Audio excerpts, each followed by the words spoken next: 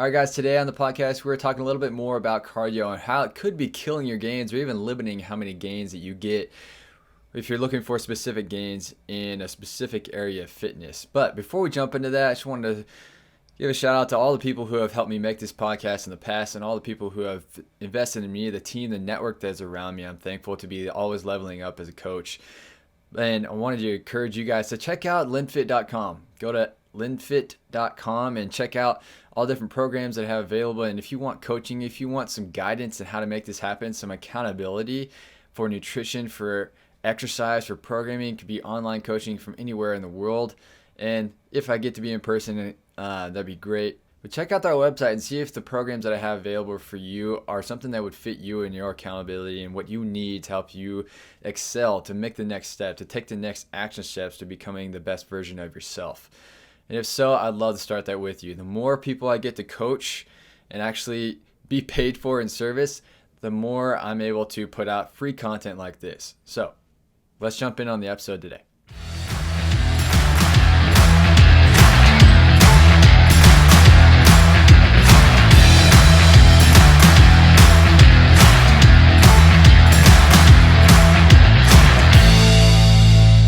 All right, guys, so today we're talking about how cardio could be killing your gains. And so I'm just jumping in on this, and I'm just speaking from the heart. I'm not going in fully prepared or anything. Don't have a ton of notes. I just want to speak to you, speak to the camera, and so that you can just hear from my professional opinion, but also just understanding physiology as an exercise physiologist and the background and fitness that I've had.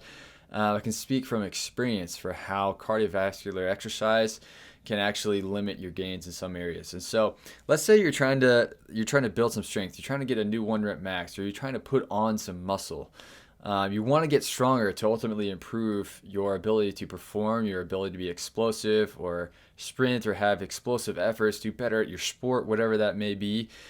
Doing too much sort of steady state cardio can actually limit the gains that you get. So for example, a very real example that I've had just in the last few years is like actually when I was consulting with a CrossFit gym, and CrossFit is like built around this mantra of, just building a general fitness where you're not going to be the world champion deadlifter. You're also not going to be the world champion marathon runner, but finding a place in between that builds general wellness and fitness.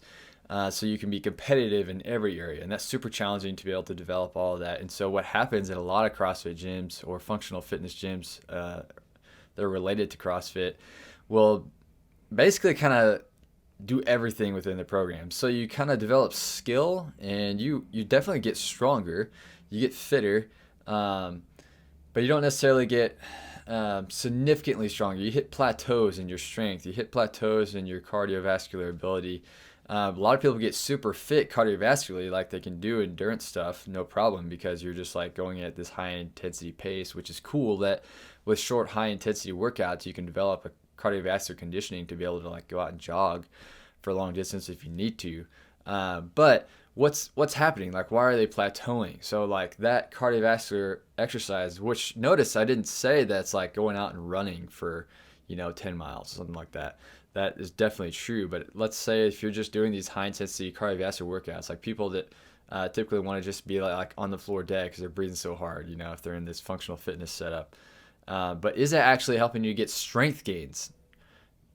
Not 100% of the time, actually. If you're doing these long endurance type workouts, if you look at the broad spectrum of the metabolic demand on like a long CrossFit workout or something like that, you'll look at your heart rate and you'll see that it's actually more of like an endurance sport. If you're just looking at the heart rate, if you're just looking at that, you'll notice that, it is sort of a strength endurance because you might be moving a barbell or something like that, but you're moving it at such a sub-maximal weight that you're not actually promoting significant gains in strength. To actually get significant gains in strength, you're going to have to be working at 70-80% above your that 70-80% of your 1 rep max to actually get some specific gains of like significant motor unit recruitment or muscle fiber recruitment, and actually getting some hypertrophy or a little bit some developing those strength gains. To get stronger, you got to be under some significant weight and moving that more often, and also getting the significant rest in between sets to be able to get that neurological demand, to be able to manage that, and so that you can actually get some specific gains. And so in this specific example of like a functional fitness setup, whenever I'm working with this CrossFit program, I'm like, well, I got to specifically bias towards shorter workouts, more intense workouts, something that's going to be not taking away from those short bursts. I want to develop that maximal strength, so that means I'm going to be under some heavier weight, more challenging weight more often. And then any kind of cardiovascular work is going to be short sprints. That's whenever it won't take away, because sprints are such high motor unit recruitment, going full speed as hard as you can, that's actually going to help benefit that overall strength by adding in some different dynamics in there. So, but if you're going to couple, like, let's say if you're in a typical gym setup, you're going to do some strength work, you're trying to do some hypertrophy, and then you go do 20-30 minutes of cardio, that can actually limit your strength gains. And so if that's you and you've hit a plateau, then consider, like, man, what am I doing? What am I doing? If I'm trying to get stronger, I'm trying to actually do some progressive, strength programs. Is my cardio killing me? Am I doing too much cardio? If you're really trying to just get some strength gains, and you're trying to put on some significant mass, I wouldn't do any significant cardiovascular sessions more than a couple times a week, maximum 3. And they're going to be relatively short sessions, like 20 minutes max, with just like short, intense intervals. So this is just kind of getting at the heart of, like, man, if I'm doing too much cardio, I can actually limit my strength gains. But what about if I'm trying to be faster, more explosive in my sport? Like, how can I sprinkle that in? How can I work in the strength work? Well, it depends on the season you're in, depends on, are you having a lot of competitions back to back? How are you able to maintain that strength? Generally, you're going to want to have more intense sprint type cardio. You're not going to want to have too much endurance type stuff. So let's say if you're just trying to maintain your strength and you're trying to build up a little bit more cardiovascular ability without losing any speed or strength, you're still going to want to do more of the sprint intervals. And you're going to want to have, like, let's say 3-4 days a week of like significant sprint interval type training. It's going to be short bursts. Maybe if you're in the gym, you're doing more like EMOMs. So like every minute on the minute, you're going to do a short interval, like 20 seconds of work. And then you're going to have 40 seconds of rest in between each interval. So that's going to be helpful for you to develop some sort of sprint strength right there. You're not going to take away, what that's doing is training a specific energy system of your short bursts of energy. If you're going to just do a submaximal weight and you're going to move it continuously for 8 minutes and beyond, you're going to be very endurance based there. You're going to have to slow down to such a pace as to not break yourself.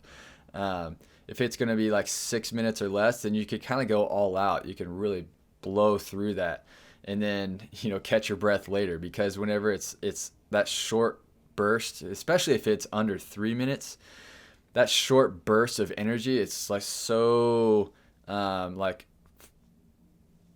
uses your short energy system, like your creatine phosphate system uses your Krebs cycle, which is like your glycolytic system, which is just using your stored glycogen to burn that. So this is not using oxygen. So it means that you're not going to have to increase your rate of breathing that much while doing that exercise. And that's kind of the stuff that's going to help you keep getting gains in the gym. If you're looking for strength and mass and size, if you're looking for increasing your speed and your explosiveness, doing too much cardio is going to actually hurt you. But is that to say you should never do cardio? No, that's absolutely not true. So when is it useful to do cardio? It's like, well, if you're going to be doing those strength sessions, then separate that cardio to a different time of day. Let's say, like, if you're going to lift in the morning, then just try to do some walking or some light jogging or recovery type run on a different time of day.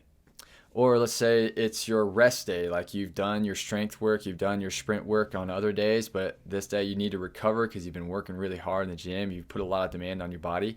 Then on that recovery day, get out, get moving, do a sport, do a long run, go on a hike, go on a long cycle ride, stuff that's not going to get your heart rate too high, but it's just going to keep your body moving, keep that blood flowing. That's going to maximize your recovery and keep yourself moving, keep your metabolism running, while also not really taking away from your strength. So if you're using sort of these days where you're sort of off but not off as these active recovery days, that's whenever you get more of your endurance work, which is great for your cardiovascular conditioning. Then that's great, and that's big bang for your buck. If you're like trying to be a functional fitness athlete, that's what elite CrossFitters will do. Is they'll have sort of a intense strength session either in the morning or the evening, and then the other time of day, like either it's the opposite time of day. If they lift heavy in the morning, then they're probably going to do some sort of a distance kind of conditioning workout in the evening. If they want to do that conditioning, knock it out in the morning, they're gonna take a nap, they're gonna fuel up, and they're going to hit the weights hard in the evening. That's really common among elite athletes there. And let's say for like professional sports, if they're gonna have practice in the afternoon, they'll get their weights in the morning. Then they have a gap there, they're able to recover, and then usually sports have enough explosive efforts that it becomes a little bit more endurance based, depending on the sport, and so that explosive effort, that strength building, that power building is going to be in that weight room. It's a very focused session in that gym with the strength and conditioning coach. And so this is just a little bit about like, man, think about this. Are you doing too much cardio? Are you hitting walls on your strength gains, on your size gains, on your muscle gains? If so, then think about like what is going into my cardiovascular. Am I doing too much cardio training? Am I going for these long grinding workouts because it makes me feel cool? It makes me feel like I did a lot. Well, you can do a lot in a slow paced session with gaps in there. You can do a lot with that slow paced session where you have these really intense efforts where you're moving a lot of weight or you're sprinting really hard, then you go and rest and you catch your breath fully. And that's ultimately getting you stronger. That's ultimately putting on that muscle you need. It's giving you the demand that you need. If you're purely in a bodybuilding setting, you're trying to put on some significant mass, then you're going to want to put on a lot of reps. You're going to go as heavy as you possibly can, moving as much volume as you can, with minimal rest, because you want that sort of burn. You want to break down that muscle during that session, so that you can get that muscle breakdown that you need. If you go and do some long steady state cardio off of that, then you're going to limit the amount of gains that you get, because what your body does, if you go out and run for a really long distance, do a lot of cardio after doing some bodybuilding, then your body's just going to take away that energy. You're going to feel more broken down, but you're communicating to your body that, man, if I'm going to go out and run for a long time, I don't want to carry that much mass.